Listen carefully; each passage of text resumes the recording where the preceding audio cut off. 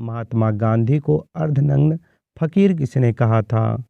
तो साथियों, महात्मा गांधी को अर्धनग्न फकीर किसने कहा था? ये क्वेश्चन याद रखिएगा, बहुत ही महत्वपूर्ण प्रश्न है। और एक दोस्तों, अर्धनग्न फकीर महात्मा गांधी को, तो साथियों फ्रैंक मॉरिस इसका राइट आंसर करिएगा, ऑप्शन नंबर सी। अगला क्वेश्चन है आपका, और ये 100वां क्वेश्चन है साथियों। अभी 100 क्वेश्चन और बाकी है। ये 100 क्वेश्चन है।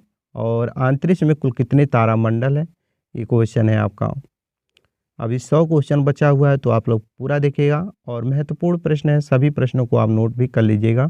और इस क्वेश्चन का राइट आंसर करिएगा 89, यानी कि 89। अंतरिक्ष में कुल साथियों तारामंडल की संख्या 89 है। अगला क्वेश्चन है आपका, विजय स्तंभ कहाँ पर स्थित है? बताइए साथियों, विजय स्तंभ कहाँ पर स्थित है, ये आपका क्वेश्चन है। और साथियों इसका राइट आंसर करिएगा, यानी कि विजय स्तंभ जब भी पूछे कि कहाँ पर स्थित है, तो राइट आंसर चित्तौड़गढ़ बताइएगा। चित्तौड़गढ़ में साथियों विजय स्तंभ स्थित है। अगला क्वेश्चन है आपका, किसने कहा था दिल्ली अभी दूर है?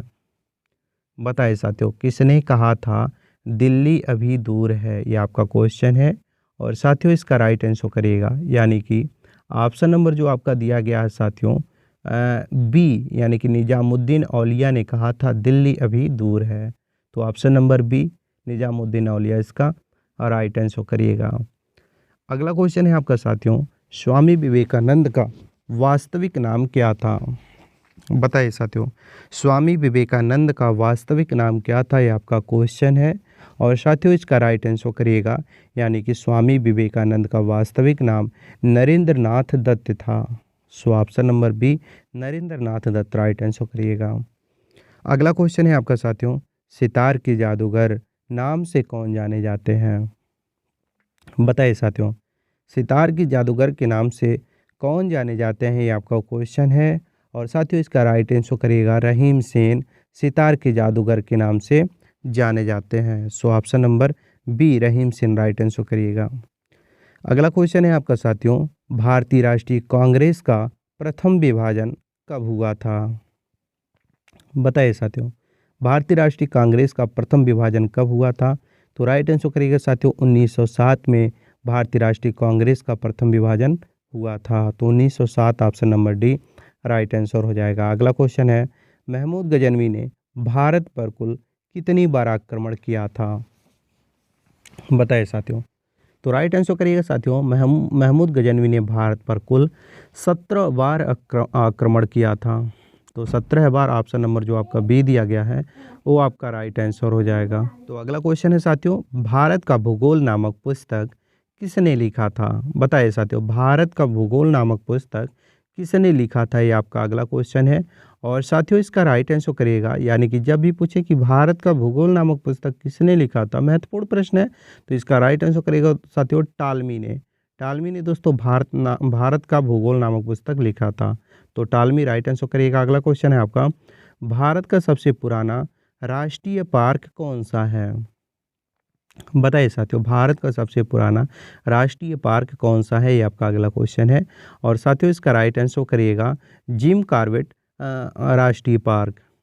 जिम कॉर्बेट राष्ट्रीय पार्क साथियों भारत का सबसे पुराना राष्ट्रीय पार्क है। अगला क्वेश्चन है आपका, महात्मा बुद्ध के गुरु का क्या नाम था? बताइए साथियों, महात्मा बुद्ध के गुरु का क्या नाम था, ये आपका अगला क्वेश्चन है। और साथियों इसका राइट आंसर करिएगा, यानी कि महात्मा बुद्ध के गुरु का क्या नाम था। जब ये क्वेश्चन पूछा जाए तो इसका राइट आंसर बताइएगा अलार कलाम। अलार कलाम साथियों महात्मा बुद्ध के गुरु का नाम था। अगला क्वेश्चन है आपका, संविधान में पहला संशोधन कब हुआ था? वेरी वेरी इंपॉर्टेंट क्वेश्चन साथियों, और इस क्वेश्चन का राइट आंसर करिएगा, यानी कि संविधान में साथियों पहला संशोधन कब हुआ था। जब भी ये क्वेश्चन आपके सामने आए तो इसका राइट आंसर करिएगा 1951 में संविधान का पहला संशोधन किया गया था। तो 1951 option number B right answer करिएगा। अगला क्वेश्चन है आपका, सौरमंडल का सबसे गर्म ग्रह कौन सा है? बताइए साथियों, सौरमंडल का सबसे गर्म ग्रह कौन सा है?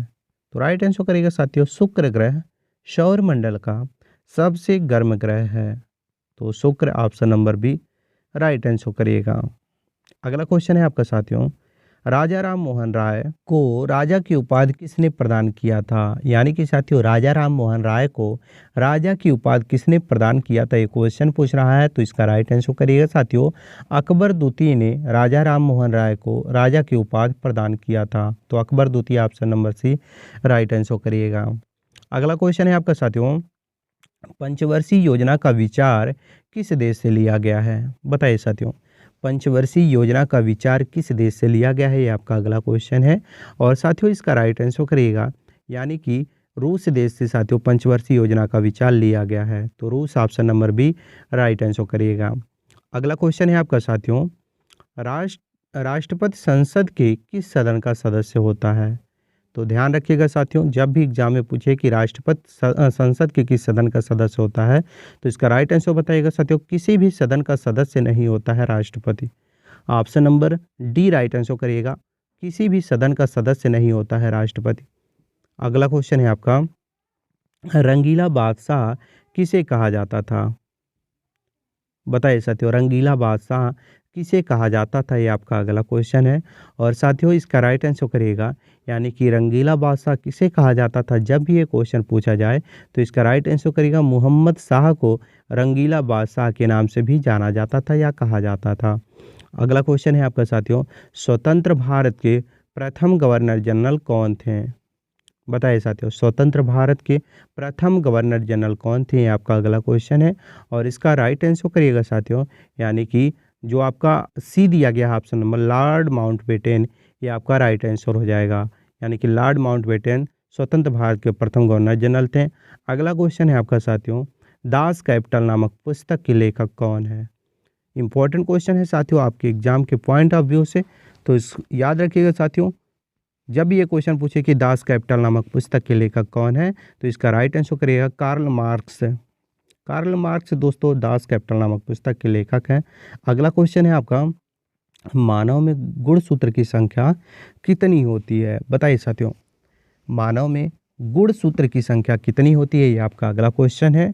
और साथियों इसका राइट आंसर करिएगा, यानी कि मानव में गुणसूत्र की संख्या साथियों 46 होती है, 46 option number B right answer करिएगा। अगला क्वेश्चन है आपका, खजुराहो मंदिर का निर्माण किसने करवाया था?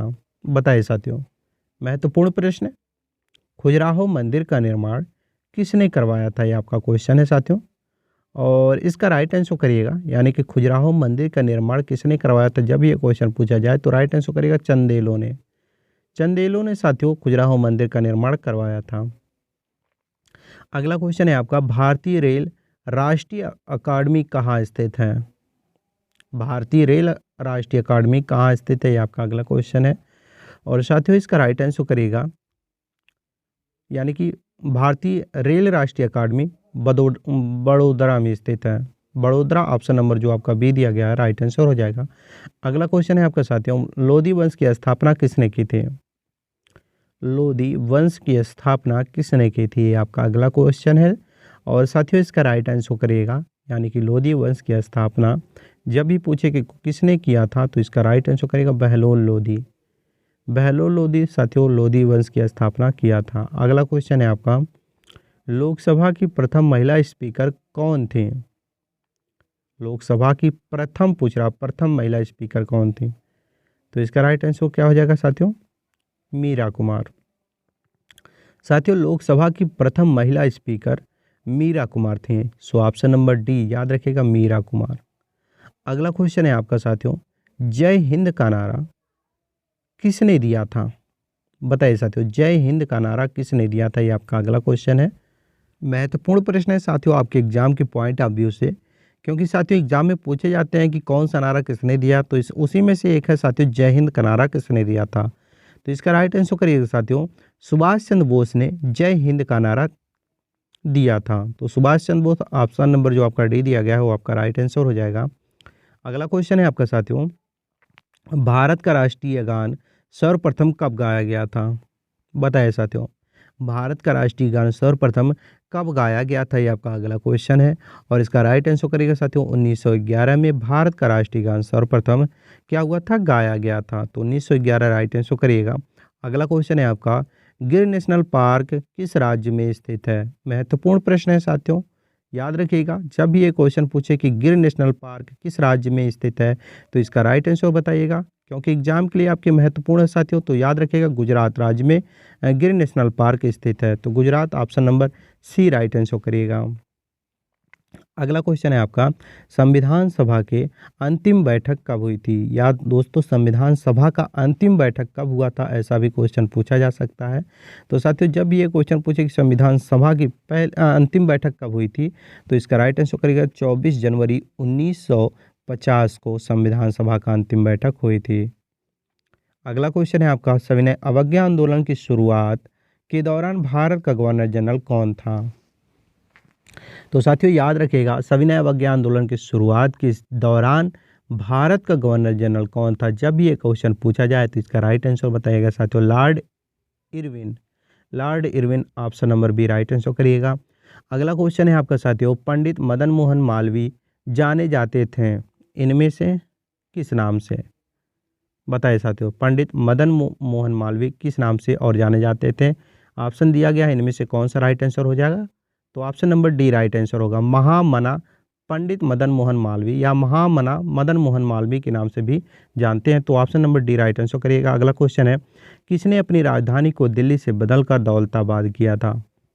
बताइए साथियों, किसने अपनी राजधानी को दिल्ली से बदलकर दौलताबाद किया था, ये आपका क्वेश्चन है। और राइट आंसर करिएगा साथियों, मोहम्मद बिन तुगलक ने। ऑप्शन नंबर बी मोहम्मद बिन तुगलक राइट आंसर हो जाएगा। अगला क्वेश्चन है आपका, किस विटामिन के अभाव के परिणाम स्वरूप रक्त का थक्का नहीं बनता है?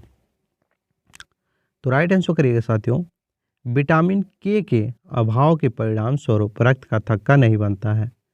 तो विटामिन के, ऑप्शन नंबर जो आपका बी दिया गया है विटामिन के, वो आपका राइट आंसर हो जाएगा। अगला क्वेश्चन है आपका साथियों, भूदान नेता विनोबा भावे ने भूदान आंदोलन कहाँ शुरू किया था? बताइए साथियों, भूदान नेता विनोबा भावे ने भूदान आंदोलन कहाँ शुरू किया था, ये आपका अगला क्वेश्चन है। और इसका राइट आंसर करिएगा महाराष्ट्र में। महाराष्ट्र में, ऑप्शन नंबर जो आपका सी दिया गया है राइट आंसर हो जाएगा।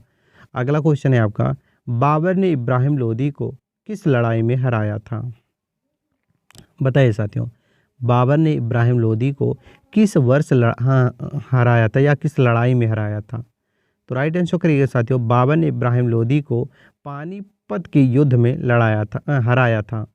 तो पानीपत के युद्ध में बाबर ने इब्राहिम लोदी को हराया था, एक इस चीज़ को याद रखिएगा। अगला क्वेश्चन है, लाख बख्श के नाम से किस सुल्तान को जाना जाता है?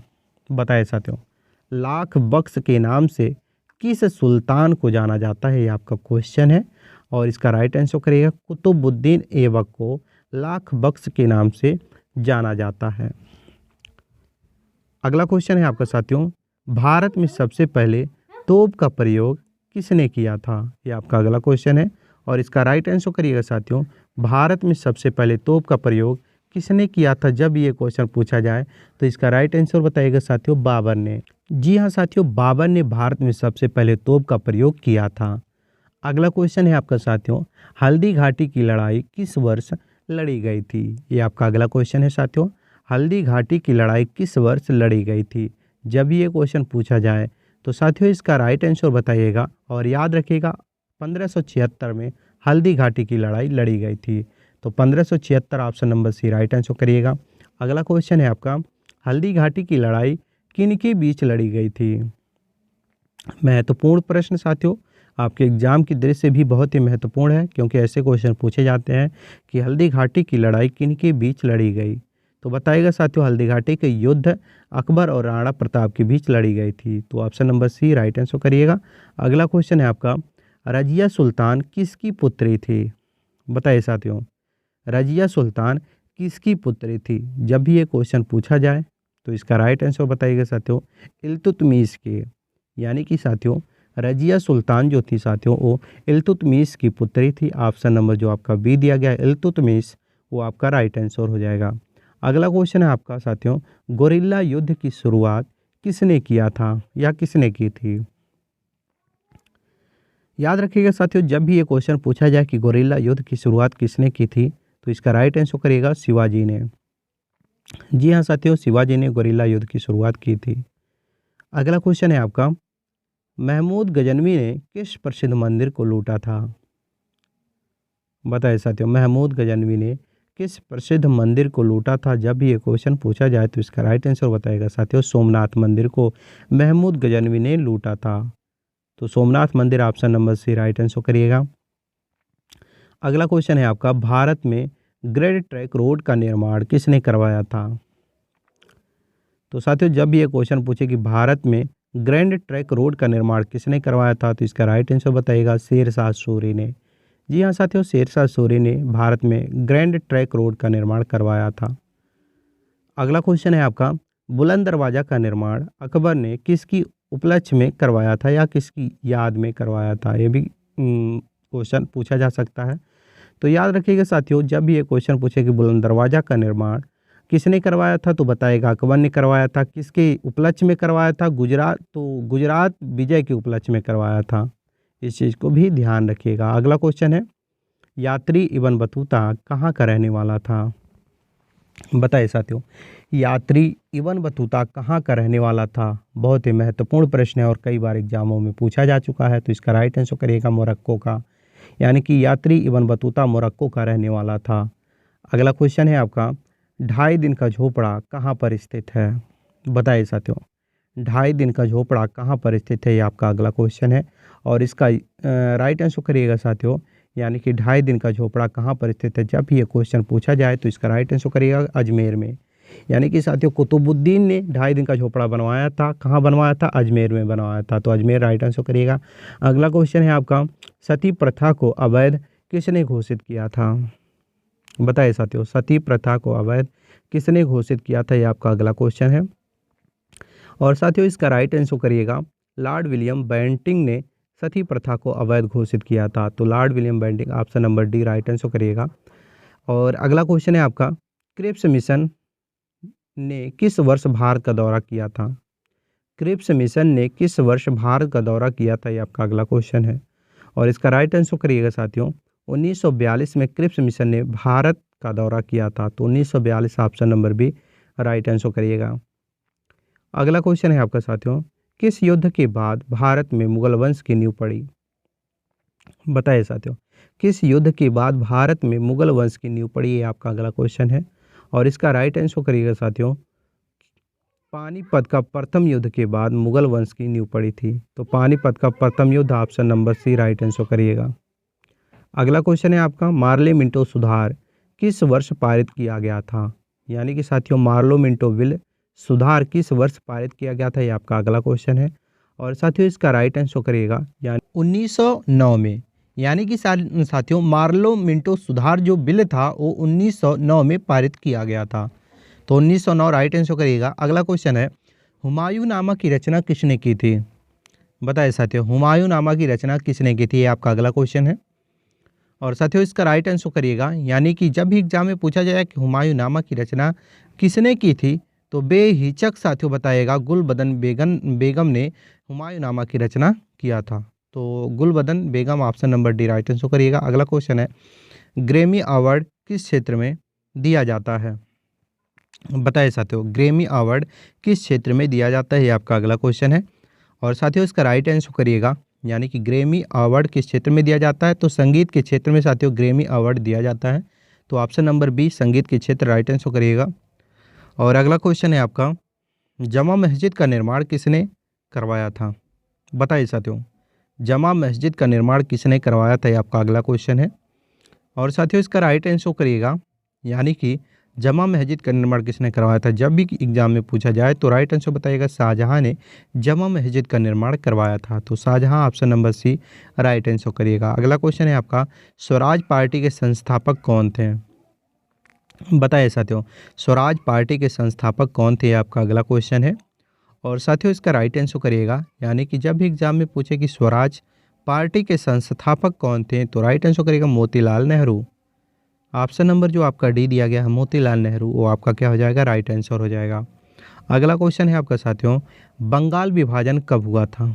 बताइए साथियों, बंगाल विभाजन कब हुआ था? ये आपका अगला क्वेश्चन है और साथियों इसका राइट आंसर करिएगा, यानी कि जब भी एग्जाम में पूछा जाए कि बंगाल विभाजन कब हुआ था, तो इसका राइट आंसर 1905 बताइएगा। 1905 में बंगाल विभाजन किया गया था या हुआ था।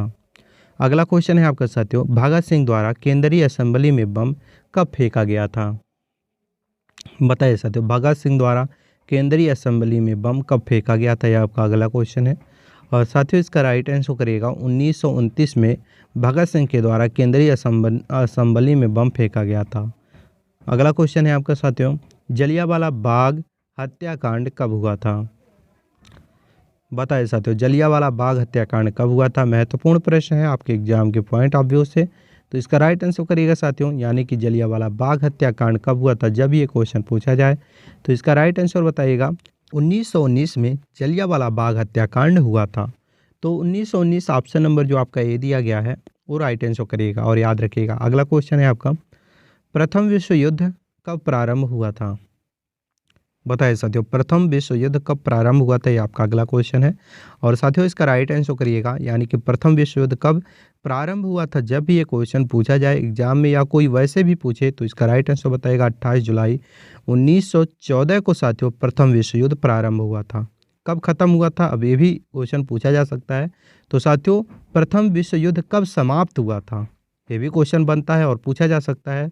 तो याद रखिएगा साथियों, जब ये क्वेश्चन पूछे कि प्रथम विश्व युद्ध कब समाप्त हुआ था, तो राइट आंसर बताइएगा साथियों 11 नवंबर 1918 में समाप्त हुआ था। और शुरू कब हुआ था, 28 जुलाई 1914 में शुरू हुआ था प्रथम विश्व युद्ध, और 11 नवंबर 1918 में समाप्त हुआ था। अगला क्वेश्चन है, सबसे हल्की धातु कौन सी है। बताइए साथियों, सबसे हल्की धातु कौन सी है। राइट आंसर करिएगा साथियों, यानी कि जब एग्जाम में पूछे कि सबसे हल्की धातु कौन सी है और ऑप्शन दिया रहे इस प्रकार से तो लिथियम बताइएगा। अगर ऑप्शन में लिथियम रहेगा तो वही राइट आंसर बताइएगा। अगला क्वेश्चन है आपका साथियों, सबसे भारी धातु कौन सी है। देखिए सबसे हल्की धातु लिथियम है, ये तो आप जान गए। अब पूछ रहा है सबसे भारी धातु कौन सी है। तो साथियों याद रखिएगा, जब एग्जाम में पूछे कि सबसे भारी धातु कौन सी है तो इसका राइट आंसर बताइएगा साथियों ओस्मियम। ओस्मियम साथियों सबसे भारी धातु है। अगला क्वेश्चन है आपका, गोल क्रांति का संबंध निम्न में से किससे है। बताइए साथियों, गोल क्रांति का संबंध निम्न में से किससे है, ये आपका अगला क्वेश्चन है। और साथियों इसका राइट आंसर करिएगा, यानी कि गोल क्रांति का संबंध जब भी पूछे किससे है तो बताइएगा आलू से। आलू उत्पादन से गोल क्रांति का संबंध है। तो आलू उत्पादन ऑप्शन नंबर जो आपका सी दिया गया है वो आपका राइट आंसर हो जाएगा। अगला क्वेश्चन है आपका, भारत में जीएसटी कब लागू हुआ था। बताइए साथियों, भारत में जीएसटी कब लागू हुआ था, ये आपका अगला क्वेश्चन बन रहा है या पूछ रहा है। तो राइट आंसर करिएगा साथियों, जब भी ये क्वेश्चन पूछे कि भारत में जीएसटी कब लागू हुआ था तो 1 जुलाई 2017 को साथियों भारत में जीएसटी लागू हुआ था। कब हुआ था, 1 जुलाई 2017। अगला क्वेश्चन है आपका, भारत में जीएसटी के जनक कौन है। बताइए साथियों, भारत में जीएसटी के जनक कौन है, ये आपका क्वेश्चन पूछा जा रहा है। तो इसका राइट आंसर करिएगा साथियों, भारत में जीएसटी के जनक अटल बिहारी वाजपेयी को माना जाता है। अटल बिहारी वाजपेयी को साथियों भारत में जीएसटी का जनक माना जा रहा है। ऑप्शन नंबर जो आपका बी दिया गया अटल बिहारी वाजपेयी वो आपका राइट आंसर हो जाएगा। अगला क्वेश्चन है आपका साथियों, वर्साय की संधि कब हुई थी। बताइए साथियों, वर्साय की संधि कब हुई थी, ये आपका अगला क्वेश्चन है। महत्वपूर्ण प्रश्न है आपके एग्जाम के पॉइंट ऑफ व्यू से। तो याद रखिएगा साथियों, जब भी ये क्वेश्चन पूछा जाए कि वर्साय की संधि कब हुई थी तो 28 जून 1919 में साथियों वर्साय की संधि हुई थी। 28 जून 1919 याद रखिएगा। अगला क्वेश्चन है, राष्ट्र संघ की स्थापना कब हुई थी। राष्ट्र संघ की स्थापना कब हुई थी, ये आपका अगला क्वेश्चन है साथियों। और इसका राइट आंसर करिएगा, यानी कि राष्ट्र संघ की स्थापना जब भी पूछे कि कब हुई थी तो 10 जनवरी 1920 को साथियों राष्ट्र संघ की स्थापना की गई थी। कब की गई थी, 10 जनवरी 1920 को। अगला क्वेश्चन है आपका, संयुक्त राष्ट्र संघ की स्थापना कब हुई थी। बताइए साथियों, संयुक्त राष्ट्र संघ की स्थापना कब हुई थी, ये आपका अगला क्वेश्चन है। और साथियों इसका राइट आंसर करिएगा, यानी कि संयुक्त राष्ट्र संघ की स्थापना कब हुई थी जब भी पूछा जाए तो इसका राइट आंसर करिएगा 24 अक्टूबर 1945 को संयुक्त राष्ट्र संघ की स्थापना की गई थी। अगला क्वेश्चन है आपका, भारत में पुनर्जागरण के पिता कौन है या जनक किसे कहा जाता है। तो साथियों जब भी एग्जाम में पूछा जाए कि भारत में पुनर्जागरण के पिता या जनक किसे कहा जाता है तो इसका राइट आंसर बताइएगा साथियों याद रखिएगा क्योंकि मोस्ट इम्पॉर्टेंट है। राजा राम मोहन राय इसका राइट आंसर हो जाएगा, यानी कि भारत में पुनर्जागरण के जनक या पिता राजा राम मोहन राय को कहा जाता है। अगला क्वेश्चन है आपका, विश्व में पुनर्जागरण की शुरुआत कहाँ से मानी जाती है? बताइए साथियों, विश्व में पुनर्जागरण की शुरुआत कहाँ से मानी जाती है, ये आपका अगला क्वेश्चन है। और इसका राइट आंसर करिएगा साथियों इटली से, यानी कि साथियों विश्व में पुनर्जागरण की शुरुआत इटली से मानी जाती है। अगला क्वेश्चन है आपका, कार्बन का सर्वाधिक शुद्ध रूप कौन सा है? बताइए साथियों, कार्बन का सर्वाधिक शुद्ध रूप इनमें से कौन सा है, ये आपका अगला क्वेश्चन है। और इसका राइट आंसर करिएगा साथियों, यानी कि कार्बन का सबसे शुद्ध रूप हीरा को माना जाता है। हीरा को साथियों कार्बन का सबसे शुद्ध रूप माना जाता है। अगला क्वेश्चन है आपका, संयुक्त राष्ट्र संघ का मुख्यालय कहाँ है? बताइए साथियों, संयुक्त राष्ट्र संघ का मुख्यालय कहाँ है, ये आपका अगला क्वेश्चन है और महत्वपूर्ण प्रश्न है। तो याद रखिएगा साथियों, संयुक्त राष्ट्र संघ का मुख्यालय न्यूयॉर्क में है। न्यूयॉर्क ऑप्शन नंबर जो आपका बी दिया गया है वो आपका राइट आंसर हो जाएगा। अगला क्वेश्चन है आपका, अमेरिका को स्वतंत्रता कब मिली या अमेरिका कब आज़ाद हुआ, ऐसा भी पूछा जा सकता है एग्जामों में प्रश्न। तो साथियों जब भी एग्जाम में पूछा जाए कि अमेरिका कब स्वतंत्रता मिली अमेरिका को या अमेरिका कब आज़ाद हुआ, तो राइट आंसर बताइएगा साथियों 4 जुलाई 1775 को अमेरिका को स्वतंत्रता मिली थी। अगला क्वेश्चन है, द्वितीय विश्व युद्ध कब प्रारंभ हुआ था? बताइए साथियों, द्वितीय विश्व युद्ध कब प्रारंभ हुआ था? तो साथियों याद रखिएगा, जब भी एग्जाम में पूछे कि द्वितीय युद्ध कब प्रारंभ हुआ था, द्वितीय विश्व युद्ध, ये क्वेश्चन है, द्वितीय विश्व युद्ध कब प्रारंभ हुआ था, तो इसका राइट आंसर बताइएगा साथियों, यानी कि द्वितीय विश्व युद्ध साथियों प्रारंभ हुआ था 1 सितंबर 1939 को।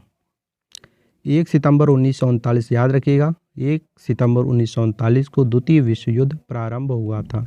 अगला क्वेश्चन है आपका साथियों, विश्व का प्राचीनतम धर्म जो अस्तित्व में है वह कौन सा है? यानी कि साथियों विश्व का सबसे प्राचीन धर्म कौन सा है जो अभी तक अस्तित्व में है? तो वो दोस्तों धर्म है सनातन धर्म। सनातन धर्म साथियों विश्व का प्राचीन धर्म है जो अभी तक अस्तित्व में है। अगला क्वेश्चन है आपका, उत्तर भारत का मैनचेस्टर किसे कहा जाता है? बताइए साथियों, उत्तर भारत का मैनचेस्टर किसे कहा जाता है, ये आपका अगला क्वेश्चन है। और साथियों याद रखिएगा, जब उत्तर भारत का मैनचेस्टर किसे कहा जाता है पूछा जाएगा तो कानपुर बताइएगा। और अगर दोस्तों पूछा जाएगा कि भारत का मैनचेस्टर किसे कहा जाता है तो अहमदाबाद बताइएगा। भारत का मैनचेस्टर अहमदाबाद को कहा जाता है और उत्तर भारत का मैनचेस्टर कानपुर को कहा जाता है। अगला क्वेश्चन है, अष्टाध्यायी के लेखक कौन है? बताइए साथियों, अष्टाध्यायी के लेखक कौन है, ये आपका अगला क्वेश्चन है और महत्वपूर्ण प्रश्न है। तो याद रखिएगा साथियों, अष्टाध्यायी के लेखक पाणिनि है। ऑप्शन नंबर जो आपका बी दिया गया है पाणिनि, वो आपका राइट आंसर हो जाएगा। यानी कि साथियों अष्टाध्यायी के लेखक पाणिनि है, ऑप्शन नंबर बी याद रखिएगा और राइट आंसर करिएगा।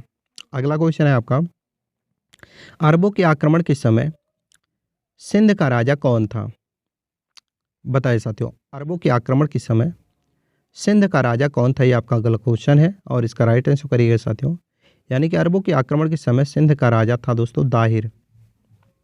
दाहिर ऑप्शन नंबर जो आपका सी दिया गया है राइट आंसर हो जाएगा। और अगला क्वेश्चन है आपका, डॉक्टर सीवी रमन को किस क्षेत्र में नोबेल पुरस्कार मिला था? बताइए साथियों, डॉक्टर सीवी रमन को किस क्षेत्र में नोबेल पुरस्कार मिला था? तो भौतिक के क्षेत्र में मिला था साथियों। ऑप्शन नंबर सी याद रखिएगा, भौतिक के क्षेत्र में डॉक्टर सीवी रमन को नोबेल पुरस्कार मिला था। अगला क्वेश्चन है आपका, संविधान में हिंदी को क्या कहा जाता है? बताइए साथियों, संविधान में हिंदी को क्या कहा जाता है?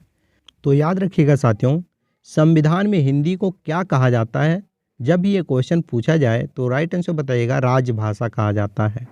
यानी कि साथियों संविधान में हिंदी को राजभाषा का दर्जा दिया गया है, यानी कि राजभाषा कहा जाता है। अगला क्वेश्चन है, संसद का कौन सा सदन अस्थायी सदन होता है? बताइए साथियों, संसद का कौन सा सदन अस्थायी सदन होता है, ये आपका क्वेश्चन है और इसका राइट आंसर करिएगा साथियों। यानी कि संसद का राज्यसभा सदन अस्थायी सदन होता है, तो राज्यसभा ऑप्शन नंबर जो आपका बी दिया गया है राइट आंसर करिएगा। अगला क्वेश्चन है आपका, सूर्य की ऊर्जा उत्पन्न होती है इनमें से किससे? बताइए साथियों, सूर्य की ऊर्जा उत्पन्न होती है, इनमें से किससे उत्पन्न होती है? तो राइट आंसर बताइएगा साथियों, सूर्य की ऊर्जा जो उत्पन्न होती है वो नाभिकीय संलग्न के द्वारा उत्पन्न होती है। तो ऑप्शन नंबर सी याद रखिएगा और राइट आंसर करिएगा। अगला क्वेश्चन है आपका, पतंजलि का संबंध किससे है?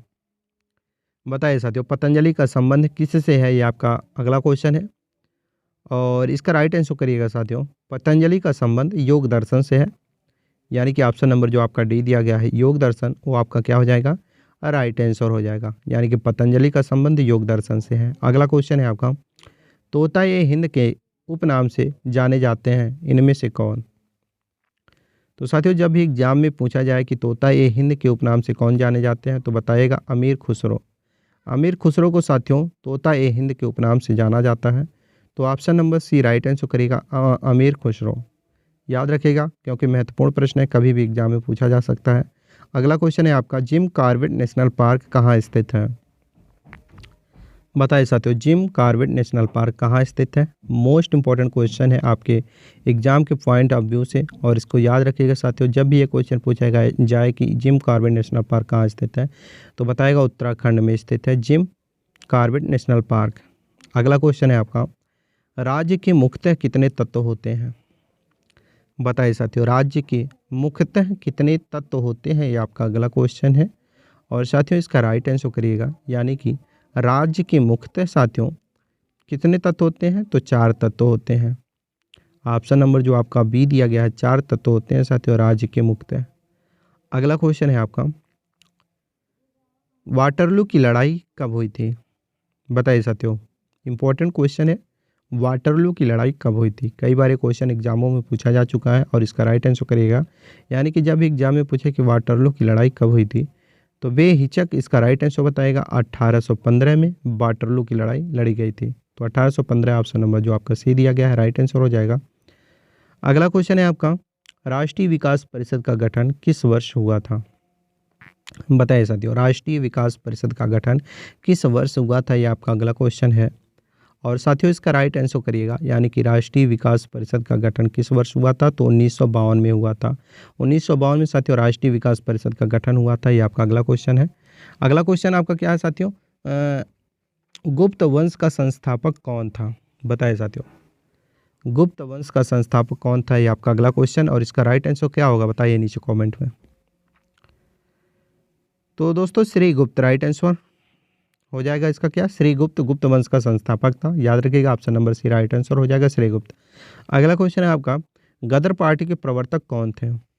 बताइए साथियों, गदर पार्टी के प्रवर्तक कौन थे, ये आपका अगला क्वेश्चन है और साथियों याद रखिएगा जब भी एग्जाम में पूछा जाए कि गदर पार्टी के प्रवर्तक कौन थे, तो बताइएगा लाला हरदयाल। लाला हरदयाल साथियों गदर पार्टी के प्रवर्तक थे। अगला क्वेश्चन है आपका, बक्सर का युद्ध कब हुआ था? बक्सर का युद्ध कब हुआ था? महत्वपूर्ण प्रश्न साथियों और राइट आंसर करिएगा, यानी कि जब भी एग्जाम में पूछा जाए कि बक्सर का युद्ध कब हुआ था, तो बताइएगा साथियों, यानी कि बक्सर का युद्ध 1764 में हुआ था। इस चीज़ को याद रखिएगा क्योंकि आपके एग्जाम के लिए बहुत ही महत्वपूर्ण प्रश्न है। अगला क्वेश्चन है आपका, केंद्रीय चमड़ा अनुसंधान संस्थान कहाँ है या कहाँ स्थित है?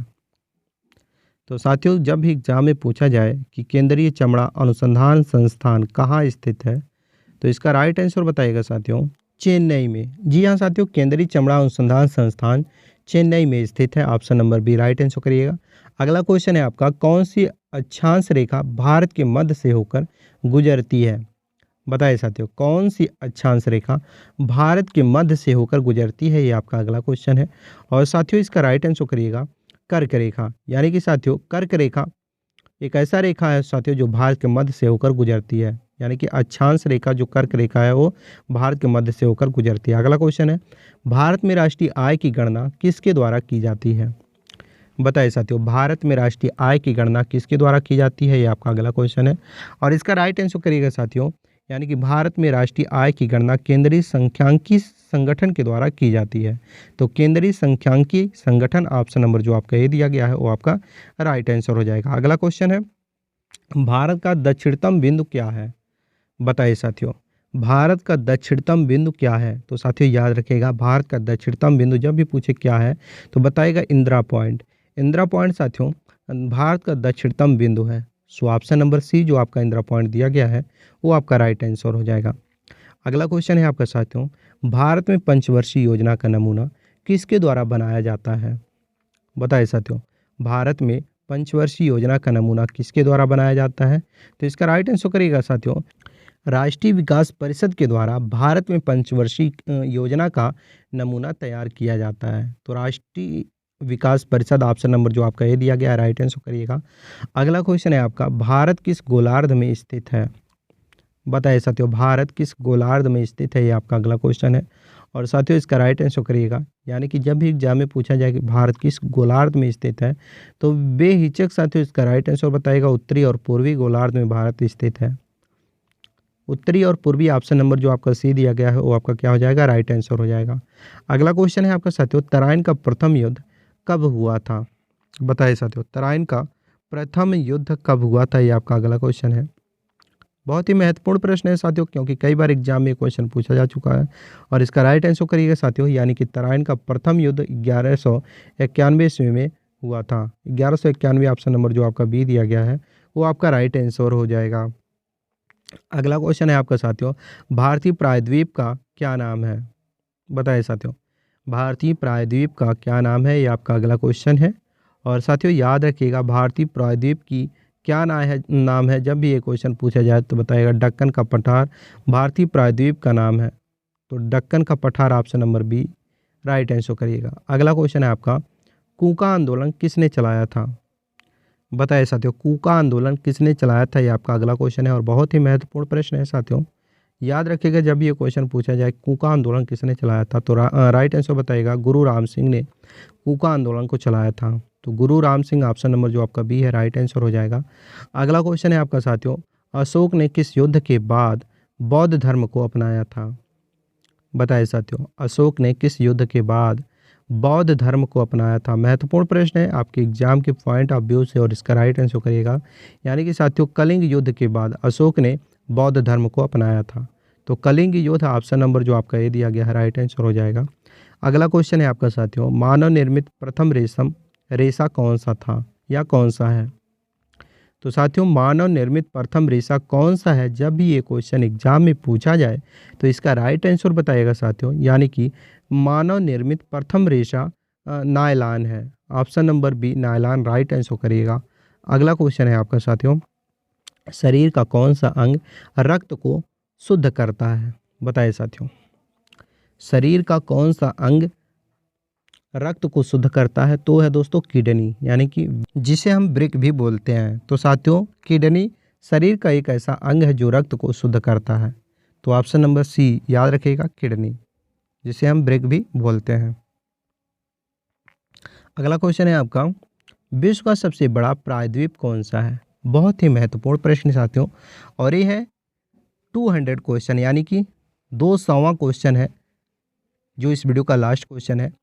और इसका राइट आंसर क्या होगा नीचे कमेंट में आप बता सकते हैं। अगर नहीं पता है तो नोट कर लीजिए साथियों, अरब प्रायद्वीप विश्व का सबसे बड़ा प्रायद्वीप है। तो अरब प्रायद्वीप ऑप्शन नंबर जो आपका बी दिया गया राइट आंसर हो जाएगा।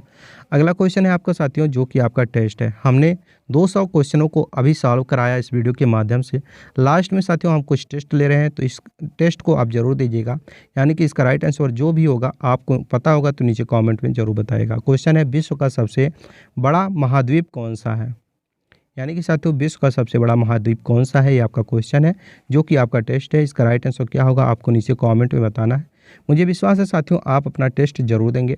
बाकी आप लोगों को ये वीडियो कैसा लगा? अगर वीडियो जरा सा भी हेल्पफुल लगा हो तो वीडियो को लाइक करें और शेयर करें अपने अन्य साथियों के पास, ताकि उन्हें भी इस वीडियो के माध्यम से कुछ हेल्प मिल सके। बाकी साथियों चैनल पर पहली बार आए हो तो चैनल को सब्सक्राइब करके बेल आइकन को ऑन कर लें, ताकि जब भी जीके जीएस या करंट अफेयर से रिलेटेड कोई भी वीडियो इस चैनल पर अपलोड हो तो सबसे पहले नोटिफिकेशन आप तक पहुंच जाए। चलिए इसी के साथ मिलते हैं नेक्स्ट क्वेश्चन आंसर के साथ नेक्स्ट वीडियो में। तब तक के लिए जय हिंद।